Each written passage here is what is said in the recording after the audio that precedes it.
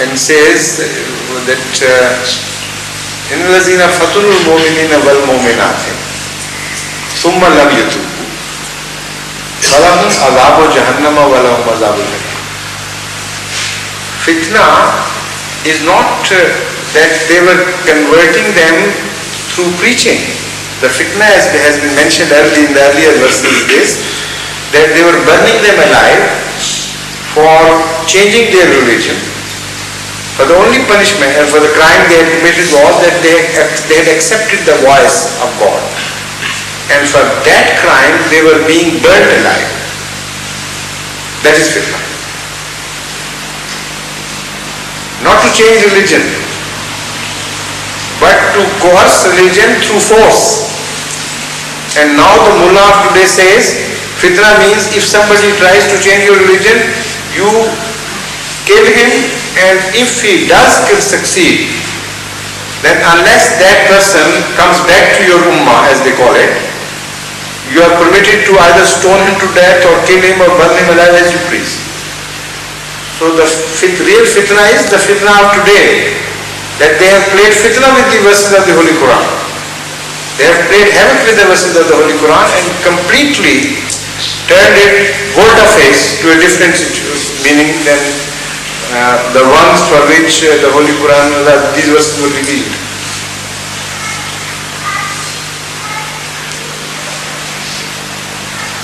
Now time is over except for Mr. Muhammad Abdul Rashid, who has been waiting so patiently all this time.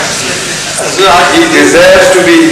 I can leave it till tomorrow if you allow me. I can ask something. It's up to you. No, we are... in fact, we are looking forward to you asking at least one question. It's about Hazrat Masih Maud alayhi salatu salam.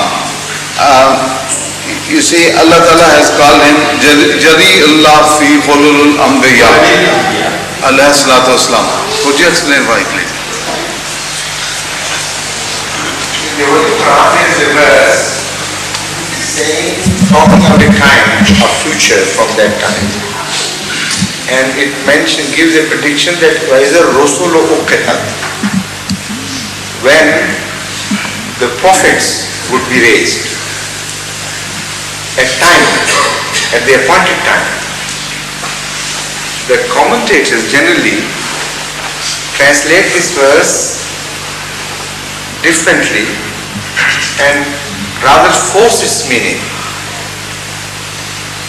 Taking it out of context, they say this will apply to the Yawmul Qiyamah, the day of resurrection.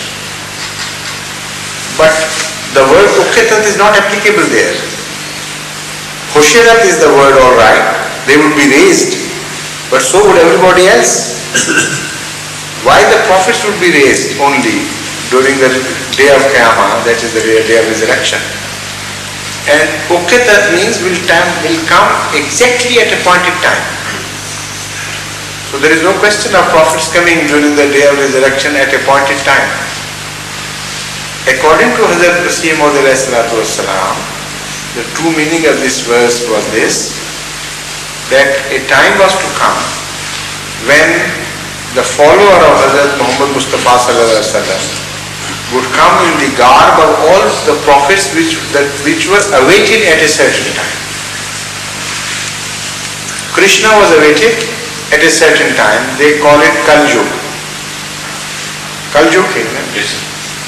So was Buddha, so was Confucius, so was Jesus Christ himself.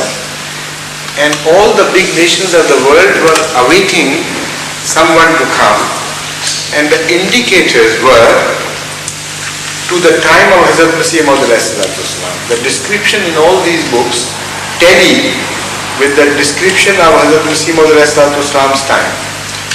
So the Holy Quran also described this time, as it mentions in the verse وَإِذَا الْإِشَارُ تَلَتْ وَإِذَا الْغُوشُ شَرَتْ وَإِذَا الْبِحَارُ فُجِّرَتْ وَإِذَا الْمَوْضَةُ سُئِلَتْ وَإِذَا السُّوقُ نُشِرَتْ, and so on and so forth. So all these verses, although these verses are mentioned, not these verses in so many words, but these religious predictions are made differently at different ages. but all the fingers are pointing towards the time of Hazrat Masih Maud, the age of Masih Maud. So if all these predictions were right, then there are only two possibilities open. Either each prediction should be fulfilled literally, and all these prophets should come individually, representing different religions and calling the world towards them, and all of them should be from Allah, bearing different messages. If that had happened, there would be a free-for-all in religion. A melee would occur where there would be no peace whatsoever. Nobody would know who is from God and who is not, yet the indications would be fulfilled in the favor of everyone. Everyone would say, look here, my book says this. And so these symptoms of the age are from me. The other prophet would say, yes, okay, but they are from me, my book also says that. So that situation is inconceivable. It cannot happen from Allah. The other alternative is that one man should have come representing all these, and he was to be born as a slave to Hazrat Muhammad Mustafa sallallahu alaihi wasallam, as his representative. And this is how the various religions were to be united. This is how the pictorial message of Miraj was to be fulfilled. That Hazrat sallallahu alaihi wasallam saw all the prophets saying their prayers behind his imamat.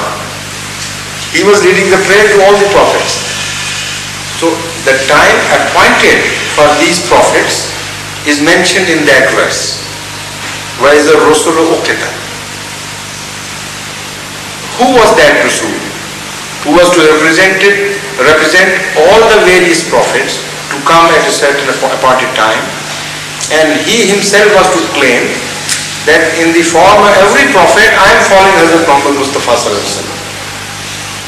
That was Hazrat Masih Maud as we believe.